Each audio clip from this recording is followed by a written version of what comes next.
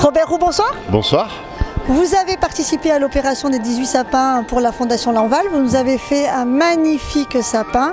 Merci beaucoup de votre collaboration. Est-ce que vous avez pris du plaisir à faire de ce sapin? Alors j'ai eu des plaisirs et j'ai fait, je crois, comme tous les autres qui ont participé, on s'est retrouvé face à un exercice qu'on ne savait pas par où aborder.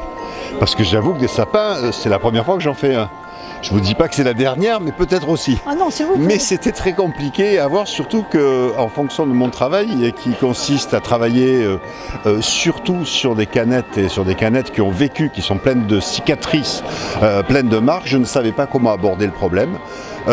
Alors ça tombait bien, finalement Coca-Cola correspond à Noël, puisque c'est grâce à Coca-Cola ou à cause de Coca-Cola que Noël est devenu rouge. Avant il était vert. Incroyable, je ne savais pas du tout. Et puis quelque part les cicatrices qu'il y a sur mes boîtes et qu'on voit là, qui sont reproduites, sont camouflées par des fleurs, sont camouflées par des choses plus jolies. Et Noël c'est un peu ça. C'est des belles lumières qui clignotent, qui scintillent et qui cachent un peu la misère de tous ceux qui n'ont pas la chance de pouvoir fêter Noël normalement. Donc c'est un peu ça le message, des fleurs qui cachent quand même des cicatrices qui existent. Voilà. Est-ce que ça vous a fait retomber en enfance? Est-ce que cet exercice vous a fait retomber dans quelque chose de magique?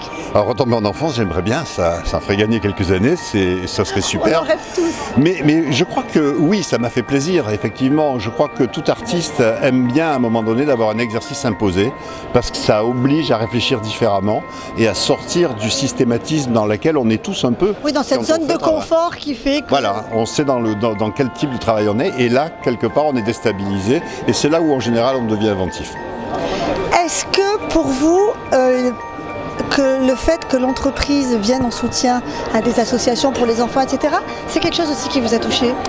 Oui, alors j'allais dire, je prends ma troisième casquette, après avoir laissé celle d'élu et celle d'artiste, je prends celle de chef d'entreprise, que je suis quand même, et bien entendu, ça m'a touché.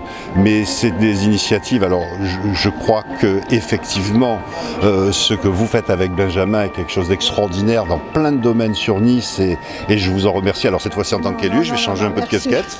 Je rechange de casquette. C'est plus une casquette que j'ai, mais un bonnet tournant. Non, mais et je crois que c'est très important. Et d'ailleurs. Les entreprises en général répondent toujours présentes quand on les sollicite comme ça. Toujours. Et je pense qu'on les sollicite pas assez. Et dès que le projet est bien formulé, est sympathique et sert à quelque chose et où on voit la finalité, il vient du cœur, et surtout qu'on voit la finalité directe, je pense qu'il y a rarement des refus. Alors moi je vais m'adresser au chef d'entreprise. Oui. Vous venez le 23 à la vente aux enchères? Bien sûr, je serai là. Bien sûr, je serai là. Rendez-vous le 23? Rendez-vous le 23. Et je m'adresse à l'artiste. Rendez-vous l'année prochaine? Rendez-vous l'année prochaine. Merci.